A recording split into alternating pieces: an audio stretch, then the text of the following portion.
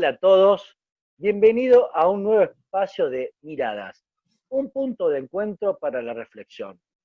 Así como en el programa anterior les habíamos explicado que Miradas es un programa que intenta buscar profesionales que tienen distintas maneras de pensar, distintas maneras de mirar justamente, donde tratamos de que quede una pregunta para que después cada uno de ustedes pueda buscar su propia respuesta, porque en realidad nosotros no estamos dando ni buscamos dar respuestas, pero sí buscamos, a ver, distintas maneras de pensar para poder llevar a cabo una conclusión, la que ustedes después crean necesaria. Como siempre le doy el paso a mi compañera Natalia. Qué gusto tenerte nuevamente en nuestro espacio. ¿Cómo te va?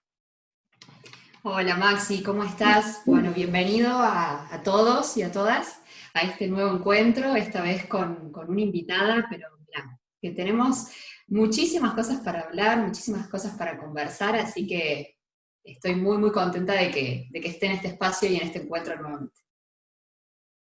Bueno, entonces directamente vamos a hablar de nuestra invitada, que ya la tenemos obviamente acá con nosotros. Para nosotros en realidad es un honor, es un placer tener a Joana Vázquez en este encuentro. Hola Joa, ¿cómo andás? Hola, buenas tardes, ¿cómo están? Bueno, para mí también es un honor y me siento muy cómoda compartiendo este espacio que es suyo bueno, el haber sido invitada realmente me llena de gratitud, así que vamos a disfrutar de este encuentro. Buenísimo, buenísimo. Nati, vos querías comentar un poco lo que era el equipo Emocionados, para que la gente más o menos también los conozcas. Así que te doy el pase, por favor. Dale, así es Maxi. Bueno, un poquito para que las personas que están escuchando y que vayan a ver esta entrevista conozcan qué es Emocionados. Emocionados es un proyecto que promueve al bienestar en cuanto a la inteligencia emocional, el bienestar personal y a nivel colectivo. ¿Sí? Buscamos puntos de encuentro, de reflexión, de charlas, en donde brindamos capacitaciones, talleres y cursos sobre inteligencia emocional, sobre coaching, sobre neurociencias, buscando justamente esto, que las personas empiecen a encontrarse con su propio bienestar y que eso también se pueda contagiar a nivel colectivo. Bien, bien, perfecto. Entonces, vamos a hablar un poquito de nuestra invitada. Entonces, ya después te damos paso, Nati, para que empecemos a fluir con esta charla. ¿Sí? Bien, nuestra invitada es comunicadora social recibida en la Universidad Nacional de Córdoba, es diplomada en educación emocional, directora ejecutiva de embajadores nacionales e internacionales de la Fundación Educación Emocional Argentina, especialista en neurobioemoción, es neurobiodecodificadora biológica y neurodecodificación laboral, docente y capacitadora en diferentes instituciones y universidades, directora y fundadora de la consultora Comunicación Emocional y además es una gran amiga de la casa. Así que, Nati, te dejo directamente el pase para que compartamos y tengamos el placer de escuchar a nuestra querida Joana. Bueno, gracias Maxi. Joy querida, bueno, es enorme y seguramente hay muchas cosas más dentro de ese currículum tan vasto, pero me gustaría que nos contaras vos brevemente, para que te contaras a las personas también, de qué se trata un poquito todo este camino que has ido recorriendo, que partió seguramente desde la comunicación social, pero que hoy por hoy amplió muchísimo el campo y que bueno, me interesaría que las personas también supieran justamente de qué se trata todo esto que has ido estudiando y dónde estás ahora, después de haber estudiado tanto. Bueno, muchas gracias por el espacio. Vamos a comentarle un poco a las personas que sigan esta entrevista, un poco el proceso brevemente, para no llevar tiempo allí, pero mi consultora que se llama Comunicación Emocional, la mencionaba Maxi, fue creada en el 2015, que fue cuando yo, digamos, diseño este nuevo método, o más que nuevo, este articulado, ¿no?, entre lo que era la comunicación social, pero con el enfoque desde lo emocional, ¿no? Cómo ayudar, entrenar, capacitar a las personas para que puedan comunicar sus sentimientos, sus emociones, y de esa manera mejorar su calidad de vida. Eso fue diseñado, pensado, creado por mí en el 2015, y a partir de ese momento se empieza a generar un camino propio, no tan solo formativo, sino personal. Fui capacitándome en diferentes áreas, y hasta que llegué a lo que era el desarrollo del entendimiento de cómo funciona nuestra biología y qué impacto, cómo se ve manifestado esto en nuestro comportamiento, ¿no? Que es algo que me parece fundamental porque no nos han enseñado desde chicos esto, y realmente observar cómo se programa nuestro cerebro, cuánto tenemos de heredado, cuánto tenemos de adaptado, ¿sí? A nivel informativo, y cómo esto impacta nuestra biología, bueno, me pareció muy interesante. De allí que se derivan estudios en biodecodificación, en neurocodificación, en nueva medicina germánica, bueno, en distintos saberes, ¿no? Que tienen que ver con este desarrollo. Y bueno, cómo el inconsciente termina decidiendo absolutamente todo, y si no sabemos qué tiene nuestro inconsciente, o en base a qué fue gestado y diseñado, entonces no nos vamos a estar conociendo nosotros, ¿no?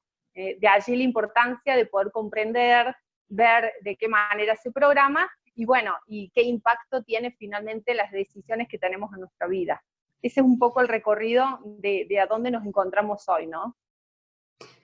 Wow, súper, súper interesante. Y empezando un poquito la entrevista, le comento a las personas que nos están mirando que previo a esta entrevista estuvimos hablando con Joa de la temática con la cual íbamos a abordar y a comenzar, que tiene que ver con la educación, con la vuelta a clases después de esta cuarentena. Y vos trajiste varias veces la palabra trauma, y me gustaría que pudiésemos como explicar un poquito qué significa el trauma, qué influencia tiene el trauma en este momento y sobre todo en esta vuelta a clases.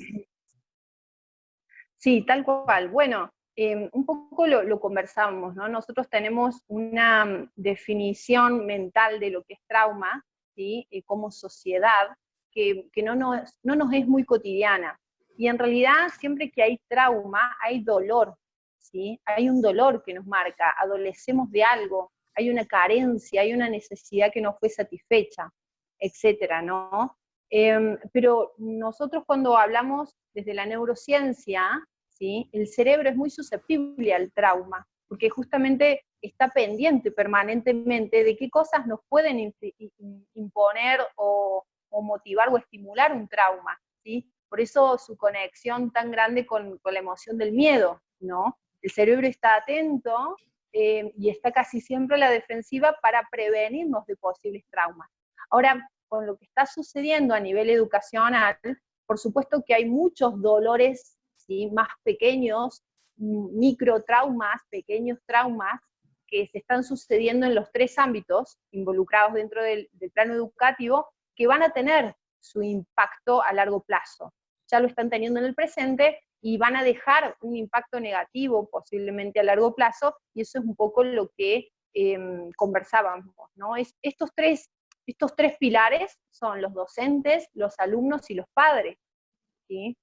Todos están involucrados en el proceso educativo, y por supuesto que desde ese dolor, que van a ser distintos de acuerdo a cada ámbito, ¿sí? El no poder compartir con mis compañeros, o el no poder generar proyectos conjuntos con el cuerpo docente, o como papá no sentirme acompañado quizás en el desarrollo de las tareas de mi hijo, por ejemplo. Bueno, son pequeños dolores que no sabe el cerebro cómo resolverlos, que no encuentra una química del placer o agradable que le permita fluir en la acción. Entonces, desde ese lugar nos referimos a que van a ser pequeños traumas que luego vamos a tener que subsanar.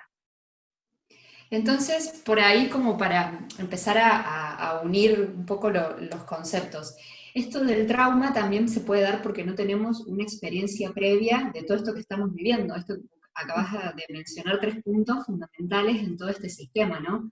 Cómo cada parte o cada parte de ese sistema ha tenido que ir probando, si se puede decir, nuevas metodologías y nuevas maneras ante esta educación de emergencia por el confinamiento, y bueno, esto a posterior también, los nuevos protocolos que se puedan empezar a incluir en las clases, ¿no? Tal cual, Nati. esto que también lo dialogábamos antes de iniciar la entrevista, lo inesperado, lo sorpresivo, ¿no? El ser humano es muy susceptible a la experiencia sorpresiva e inesperada, lo agarra no en una situación de preparación, ¿no? Cuando esto sucede en la vida del ser humano, seguramente hay un dolor, hay un trauma. Y esta pandemia, en todos los sentidos, fue inesperada en la humanidad. No había sistema, no había protocolo, no había métodos desarrollados para abordar esto con naturalidad o fluidez. Entonces, nos agarró desprevenidos en muchos sentidos, y en el ámbito educativo, sobre todo, porque dejó entrever cuántas cosas habría que haber ido trabajando, o cuántas cosas de ahora en más, ¿sí?, podemos trabajar, que en realidad nos va a volver muchos más eficientes en el plano educativo. Y cuando esto que vos acabas de decir, cuántas cosas podríamos haber ido trabajando, lo primero que se me vino a la cabeza es la inteligencia emocional. ¿Qué hacemos con todas esas emociones que hemos sentido, que hemos transitado, que quizás no han tenido como un nombre, un rótulo de X emoción? ¿Cómo se han puesto en juego y bueno, y cómo se vuelcan a posterior en este regreso a clases? ¿Qué experiencia tenés o qué has podido saber de todo eso? Bueno, como muchos saben, yo participo de la Fundación Educación Emocional, que es una fundación que se dedica a promover un proyecto de ley mediante el cual todos los docentes se puedan capacitar en educación emocional, que es la estrategia que busca justamente desarrollar las habilidades o competencias emocionales, ¿no? Cuando hablamos de inteligencia emocional hablamos de eso. Hay muchas provincias que ya habían aprobado previo a esto, a esta pandemia, el proyecto de ley, ya es ley, y entonces pudieron tener la posibilidad de acomodarse o tener mayor flexibilidad a la hora de generar los protocolos provinciales, ¿no? ¿Por qué? Porque priorizaron el desarrollo o el sostenimiento de las estrategias que fomentaban la educación emocional, ¿sí? Entonces el impacto ha sido menor en cuanto a la resistencia. Los docentes ya sabían en una parte, ¿no?, en una gran parte, cómo moverse, qué esperar de este proceso. Lo que no sabían, se pusieron en búsqueda salieron al encuentro de lo que justamente tenían una actitud más de disposición, podríamos decir. Y eso es lo que hace la inteligencia emocional, es un tipo de inteligencia que tenemos todas las personas, solo que por desconocimiento, ¿sí?, no tan solo en la crianza, en la primera infancia, sino también en el sistema educativo, no se ha fomentado, ¿sí? Por lo general, las inteligencias que se fomentan tienen que ver con el desarrollo cognitivo, lógica, matemática, la inteligencia física, espacial, la lingüística, etcétera, pero no así la inteligencia emocional. Y entonces nos encontramos en una pandemia preguntándonos a qué le damos más prioridad, si a lo meramente cognitivo, a lo rígido, vamos a llamarle, ¿no?, o a lo relacional, a lo vincular, a lo afectivo y a lo emocional. Y acá se nos viene un gran desafío, que es poner en la balanza, pero no para quedarnos con uno u otro, sino para poder equilibrar, ¿no?, en contenidos. Y creo que ese va a ser el mayor aprendizaje de poder finalmente incorporar en las aulas y en las salas de docentes también esta formación y este entrenarse permanentemente, ¿no? Tal cual. Y si pudiésemos hacer una comparativa entre estas provincias que sí tienen aprobada esta ley de inteligencia emocional y las que no, ¿cómo, a nivel general, digamos, cómo te encontrás, no sé si con los pros o con los contras, cómo, mejor dicho, encontrás a las provincias que no están con esta ley aprobada y a las que sí? En cuanto a nivel general, ya sea emociones, predisposición, flexibilidad, o sea, todo lo que interviene en esto de una nueva normalidad, se le podría decir. Sí. Bueno, para basarnos en hechos y no en interpretaciones, van a ser muy posibilitadores los resultados que podamos tener técnicamente hacia fin de año, ¿sí?, en donde realmente esto se puede evaluar. ¿Qué concretamente? Poder ver, bueno, cuáles son los resultados cualitativos en cuanto a las rúbricas que se han dado o a las que se pretenden cubrir desde el sistema educativo, ¿no? Es decir, cuando nos encontremos con los resultados, allí vamos a poder ver muchas de las resistencias de las cuales estamos hablando, ¿no? A través de los hechos. Pero ¿en dónde se ve particularmente hoy, al menos? En los comentarios que hacen los padres, en los comentarios que hacen los docentes y en los comentarios que hacen los alumnos. Allí se ve cuán posibilitador es o no el desarrollo o la especial atención sobre las capacidades emocionales de estos individuos, ¿no? De los cuales estamos hablando. Los docentes, la mayor parte, ¿sí? Hasta mitad de año han estado desbordados. De hecho, hay un alto índice de sobreestrés mental de los docentes. Y muchos han colapsado emocionalmente. No llegan a cubrir las planificaciones, no llegan a tener el contacto que ellos desearían de manera individual con cada alumno, ¿sí? Es decir, están sobreexigidos. Y no se ha podido hacer un acompañamiento al docente como correspondería, y cuidándolo, a nivel Estado, a nivel sistema. Eso por un lado. ¿Y por qué? Porque quienes debían de hacerlo, que son las estructuras, ¿no? Las estructuras institucionales, la mayoría no cuenta con las herramientas, las estrategias, ¿sí? No sabe cómo abordar estos conflictos, estos desafíos. Por otro lado, tenemos a los alumnos, quejándose de esta educación impersonal que tienen. De por sí, ya hoy, en un mundo hiperestimulado, costaba generar el contacto con el alumno para que el alumno pudiera terminar su año escolar aprendiendo algo, incorporando un aprendizaje, y no aprendiendo de memoria. Bueno, este año se va a ver totalmente afectado, ¿no? El aprendizaje en sí, el verdadero aprendizaje, va a estar casi anulado. Entonces, para el alumno también ha sido muy frustrante en muchos sentidos. Y quienes no han tenido herramientas para poder afrontar eso, estas técnicas de afrontamiento, de aceptación, la están pasando emocionalmente muy mal, ¿sí? Y los padres finalmente, que son como los más, después de los docentes, los más afectados, se encuentran en el medio, ¿no? De comprender a su hijo por algunos grados de desmotivación absoluta que tienen, y por el otro lado, de entender que el ritmo que les proponen los docentes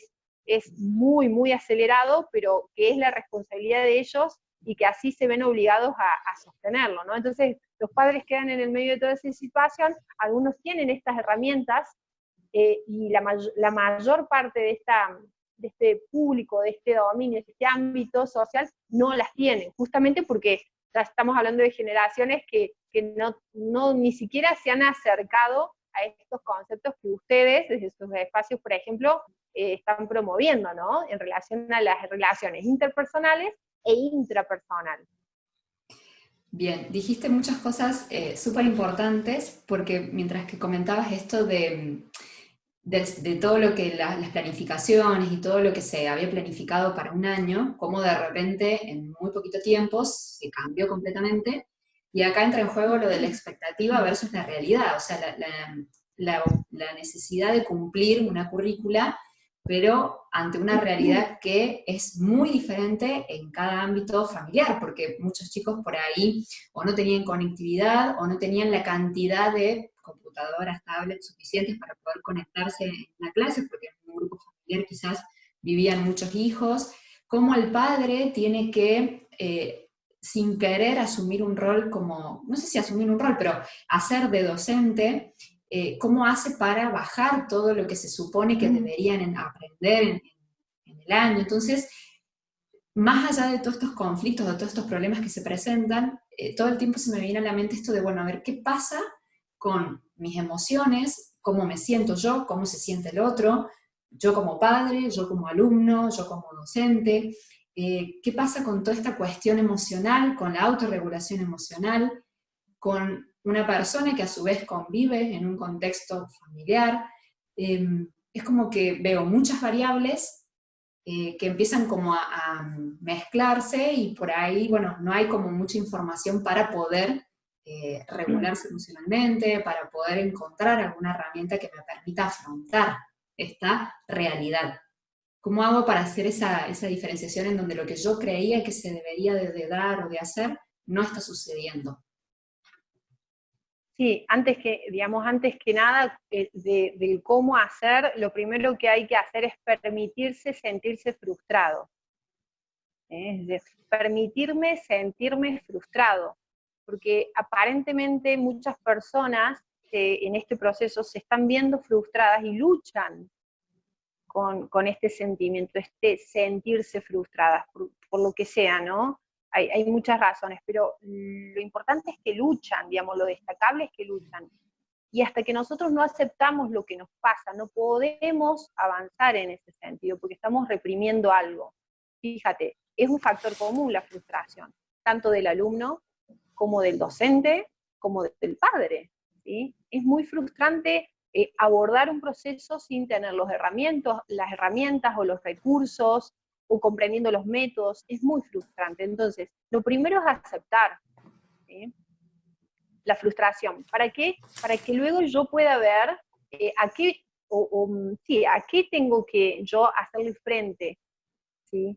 Hacia dónde o en qué forma yo me tengo que parar ante esta situación. Mi poder de afrontar la situación va a depender de que primero vea cuál está siendo mi limitación. Si nosotros no identificamos nuestras limitaciones, no vamos a poder generar un plan de acción, ¿sí?, o un plan de capacitación para ver qué es lo que yo necesito aumentar en mí para superar este proceso.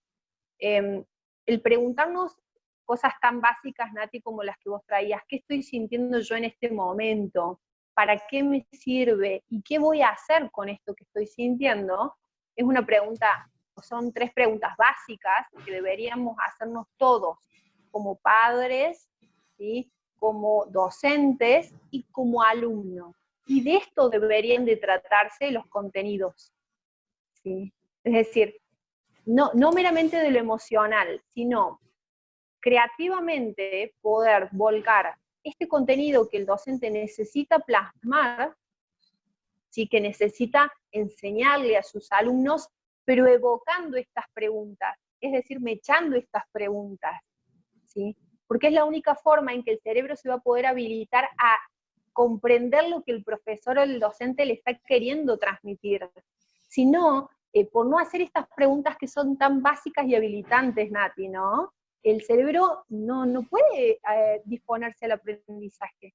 Está pensando permanentemente y está conectado con esa emocionalidad que está teniendo. Es decir, si yo tengo al profe de físico, matemática, en una clase de Zoom, pero estoy totalmente compenetrado con que veo a mis amigos por pantalla y lo único que quiero es estar con ellos y disfrutar, si no hay una pregunta habilitante de, bueno, ¿cómo están ustedes? ¿Qué sienten ver a sus amigos, aunque sea por pantalla? Cuéntenme la experiencia que les gustaría estar teniendo en este momento. Es decir, si no el docente, el profesor o los propios padres no habilitan esas preguntas básicas, cualquier tipo de enseñanza que estén recibiendo los chicos va a ser nula, ¿sí?, porque su cerebro va a estar conectado con el plano emocional. Entonces es muy importante habilitar esas preguntas básicas en todos los entornos, tanto con mis colegas como docente, qué me está pasando a mí como docente, cuáles son mis miedos, mis frustraciones, mi limitación, como papá, qué les pasa a otros padres, qué me pasa a mí. A veces los padres creen que lo único, o a los únicos que le pasa lo que le pasa es a ellos mismos, y los otros tienen todo súper controlado y superado. ¿Y qué les pasa a otros compañeros, a otros pares, ¿no?, que también pueden estar transitando lo mismo que yo? Cuando son adolescentes tienen un canal de comunicación mayor, pero cuando son más pequeños es más complejo esto, porque los que intermedian son los adultos. Entonces, favorecer a los niños con estas preguntas les va a ayudar en su proceso de enseñanza, de aprendizaje. Wow, qué interesante. Joy, ¿podés repetir otra vez las 3 preguntas básicas? Las vamos a poner así tipo kit, primeros auxilios.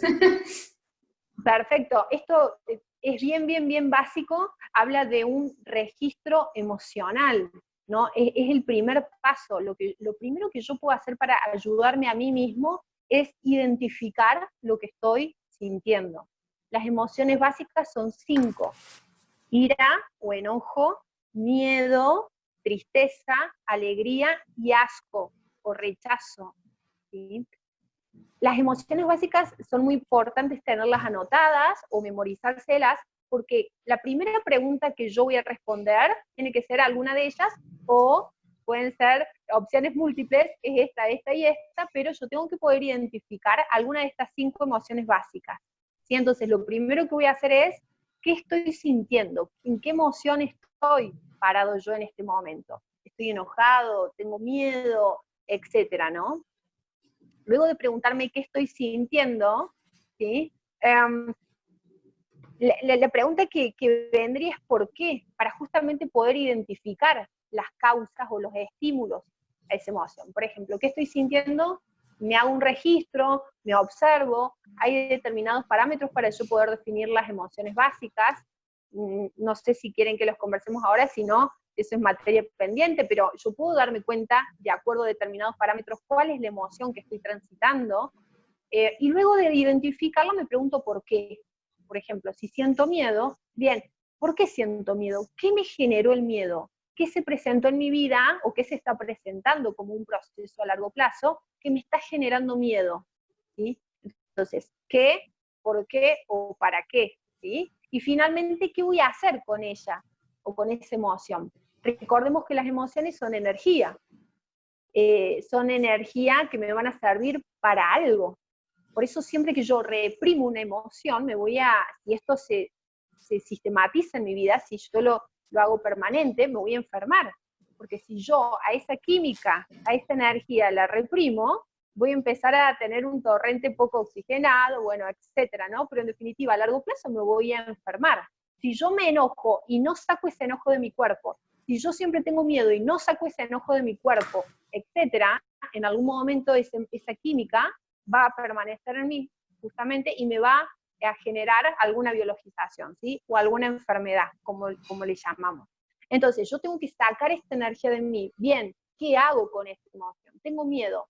Bien, ¿por qué? Ok, identifico. Ahora, ¿qué hago con esta emoción, con esta energía? Y ahí genero un plan de acción. Esas serían como las 3 preguntas básicas para identificar y pasar a la acción.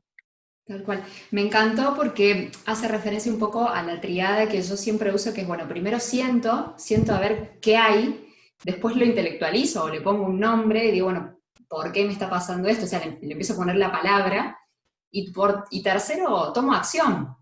Me parece que desde tu punto de vista a nivel de experiencia profesional y demás, yo creo que muchos sienten, muchos le pueden poner palabras, quizás no sean las adecuadas o sí, pero ¿qué pasa con el tercer paso, el paso de la acción? ¿Dónde nos quedamos? ¿O dónde se queda la mayoría? ¿Realmente empezamos a hacer algo para modificar o para tomar acción? ¿O estamos como todo el tiempo yendo y viniendo entre el primero y el segundo paso? Quizás nos vamos un poquito del tema, pero me parece súper importante ya que traes lo de las emociones. Tal cual. En realidad, esto va a ir avanzando como un propio proceso evolutivo, ¿no? Lo hablábamos con Maxi también antes de iniciar la entrevista, es decir, la especie humana tiene que evolucionar. Parte de esa evolución, ¿sí? Es justamente avanzar en estos pasos, Nati, y para eso hay que rediseñar nuestra conducta, nuestro comportamiento. Hasta ahora hemos actuado muy impulsivamente, muy intuitivamente, muy inconscientemente, y es momento de que acrecentemos, amplifiquemos nuestra conciencia.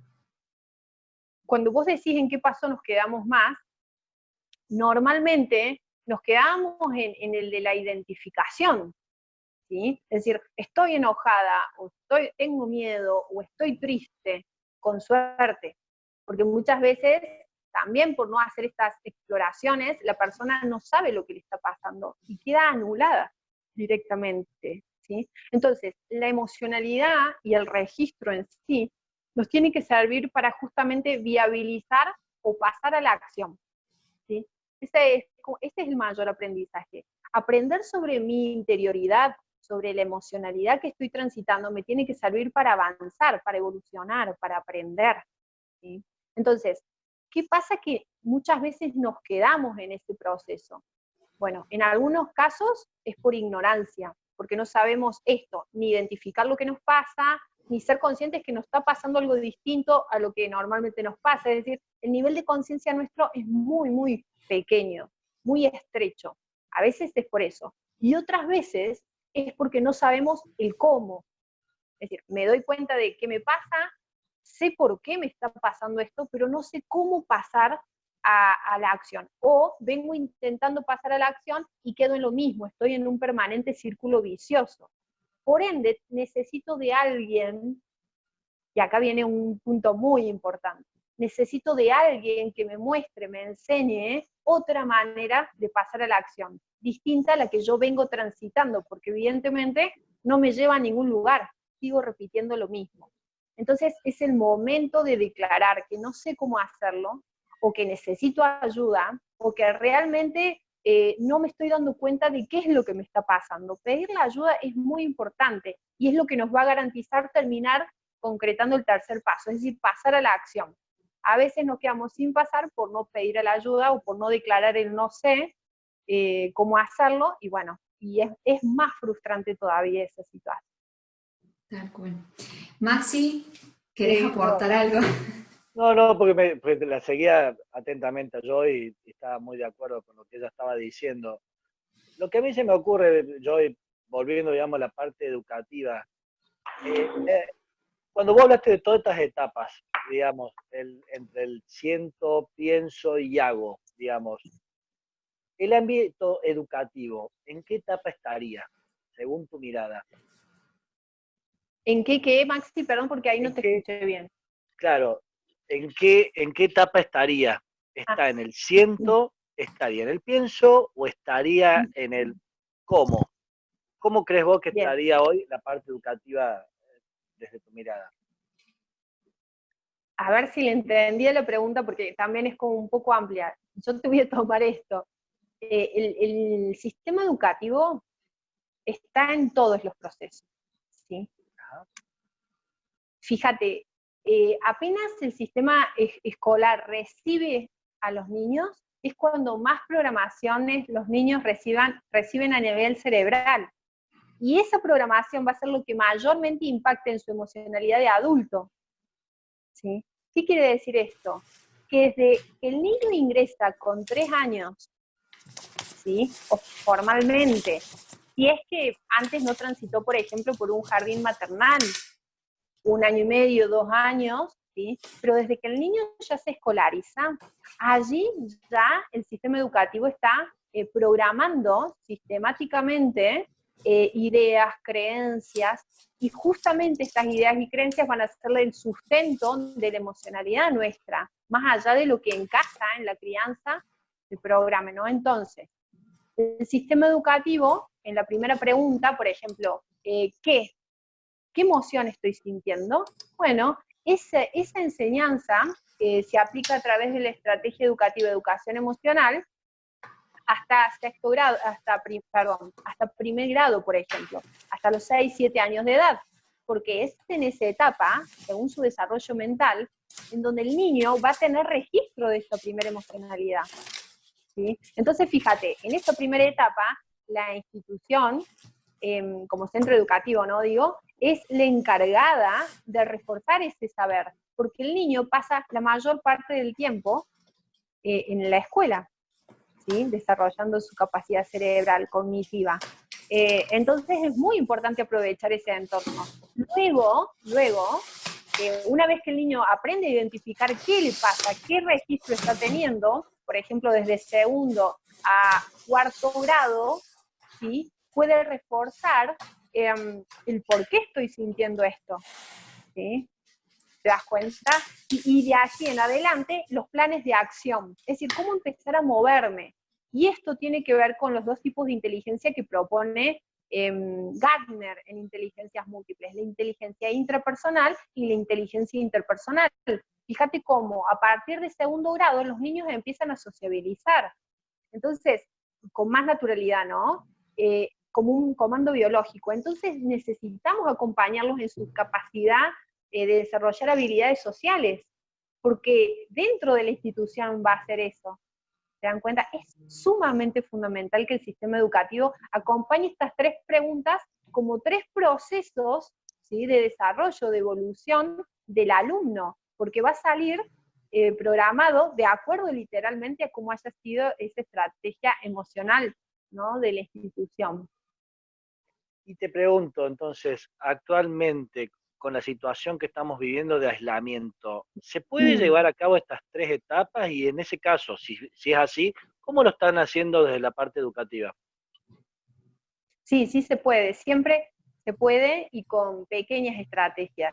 El hecho de que no importa el curso o el grado, el hecho de que el docente o el profesor inicie su encuentro virtual, ¿no? Empezar también a cambiar algunos tecnicismos, el encuentro virtual, porque bueno, el cerebro lo recepta de otra forma, ¿no? Estamos en un encuentro en donde tenemos que ser eficientes con el tiempo. Entonces, podemos iniciar con 2 o 3 preguntas y hacer participar a 2 o 3 alumnos, ¿sí? Al azar, eh, sobre que compartan estos sentires, cómo se sienten, cómo lo están llevando. Piensen de que, fíjate, los docentes han hecho mucho testeo por encuesta o pregunta a través de WhatsApp o de los mails, y en realidad el momento más íntegro para hacer las preguntas de qué les parece, si esto funciona o no, es en vivo, porque el docente puede ver el rostro del alumno, porque puede ver la corporalidad, porque puede ver si alguno está colgado o no. Fíjate que incluso por ignorancia muchos docentes no chequean de poder estar viendo a sus alumnos, y muchos ponen, sobre todo en secundaria, ¿no? Muchos ponen las fotos de perfil, o bueno, dejan congelada la imagen, y eso, ese contacto visual que yo puedo, o ese nombramiento, por ejemplo, no sé, Lucas, Laura, estás atenta, te hace falta algo, necesitas es decir, ese contacto, sí, que no podemos tener a nivel físico, sí lo podemos tener a nivel visual, sí lo podemos tener a nivel verbal, ¿sí? Entonces, evocar permanentemente el estado de ánimo, la dificultad o la facilidad que están teniendo, destacar cosas, por ejemplo, puede ser un momento, una de las clases, para poder destacar los avances que están teniendo todos como grupo, o individualidades, ¿se dan cuenta? Es decir, siempre se puede apelar, hay muchísimos recursos además para apelar, a nivel emocional, a nivel afectivo y vincular. Fíjate, mucho se está trabajando con el acompañamiento entre los cursos. Por ejemplo, chicos, Laura no tiene disponibilidad digital, ¿sí? O no sé cómo vos nombrabas, Nati, el recurso correcto, que no lo recuerdo ahora, ¿no? Accesibilidad, no. Conectividad. Conectividad, muchas gracias, Nati. Claro, por ejemplo, Laura no tiene conectividad, chicos, ¿cómo va ella? ¿Saben qué le hace falta? ¿Alguno se ha llegado? Es decir, esto de generar la propia interacción y trabajar valores como la solidaridad, la espontaneidad, ¿sí? El docente corriendo a hacer en lugar de docente o de profesor, sino de humano. Chicos, les cuento cómo estoy yo, esto me está atravesando, en el sentido de mi emocionalidad, me siento estresada, ¿cómo les impactó a ustedes esto? ¿Cómo están sus padres?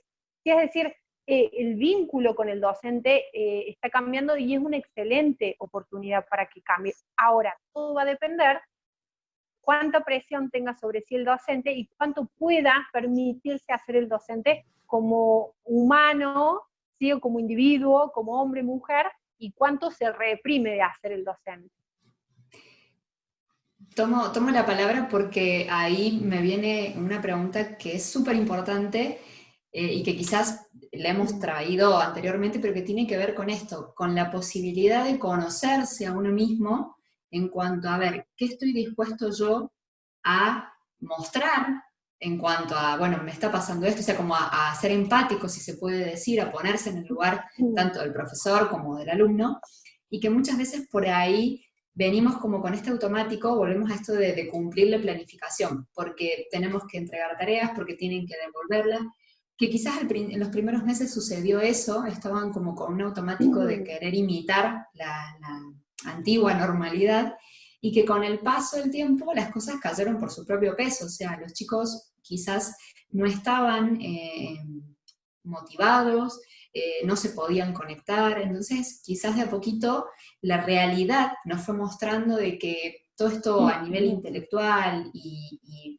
cognitivo, por decirlo de alguna manera, no era tan importante, sino que era en este momento más importante lo emocional, o el registro del otro, esto que vos mencionabas de las relaciones intra e interpersonales. ¿Qué crees vos desde tu punto de vista, desde lo que venís investigando, en cuanto a las personas se conocen a sí mismas? ¿Cuánto de conocimiento de todas estas relaciones hay, de todas estas inteligencias hay, y cuánto nos falta por aprender? Bueno, claramente una pregunta muy, muy abierta, basándome en una creencia, y esto es personal, ¿no? No quiere decir que sea así, pero yo siempre pienso que uno de los conceptos básicos cuando se empieza uno a inmiscuirse en el cerebro, ¿no? Y en cómo el cerebro utiliza sus informaciones y cómo las tiene almacenadas, descubrimos de que somos un 95% más inconscientes que conscientes. Este valor, ¿sí? Este valor en sí ya es una respuesta, me parece a mí, Nati, esa pregunta. Es decir, somos un 95% inconscientes. Y entonces a mí lo primero que se me venía a preguntarme es, bueno, ¿qué hay en mi inconsciente que no sé? ¿Sí? Porque si soy tan inconsciente, y yo creía que me reconocía, y finalmente mi conciencia, lo que yo soy capaz de decir de mí y de observar de mí, en primera instancia es un 5%. Entonces, ¿qué quiere decir? Que hay un montón de mí que desconozco. El desafío está en poder conocernos cada vez más. Pero fíjate, si yo no utilizo un tiempo y un espacio para hacerlo, eso no se va a dar mágicamente. No es que un día me despierto y me conozco y sé cuáles son mis reacciones y por qué reacciono así ante mi entorno o por qué estoy en el entorno que yo elegí y yo soy capaz de elegir mi entorno, es decir, o es casualidad que estoy en él. Es decir, todas estas preguntas merecen un tiempo y un espacio a reflexionar en la vida de alguien.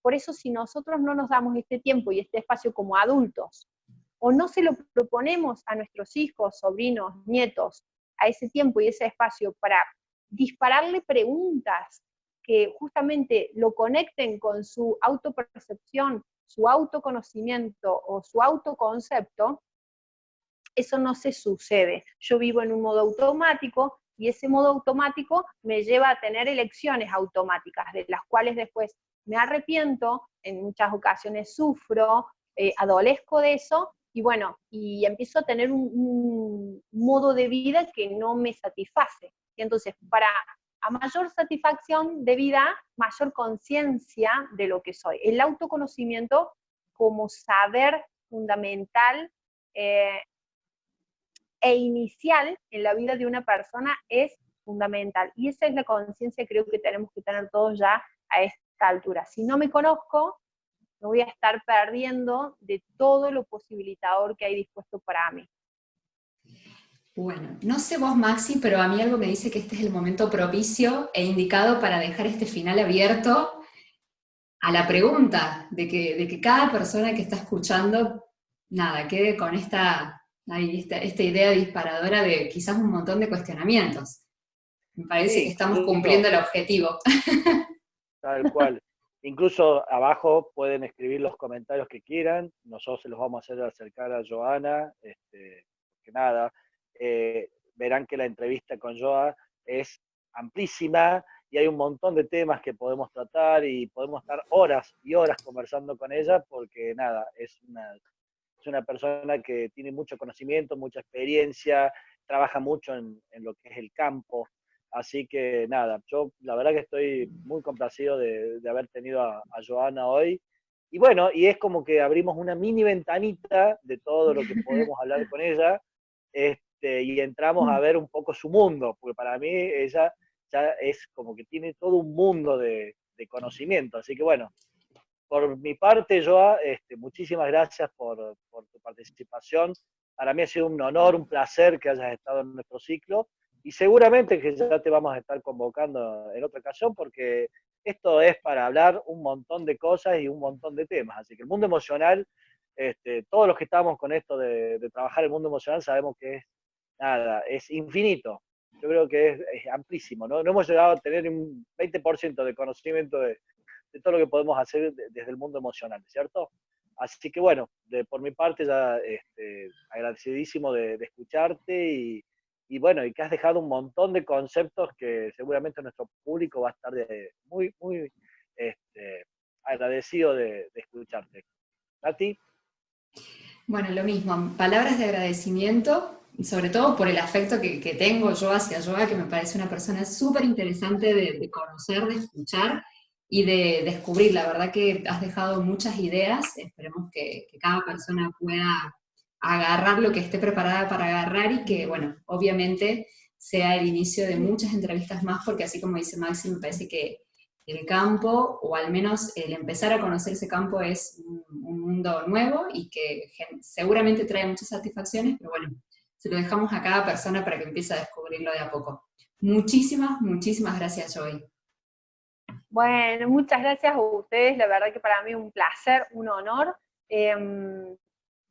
Y creo que esto es lo que vos decías, Nati, vos también, Maxi, lo importante de reflexionar.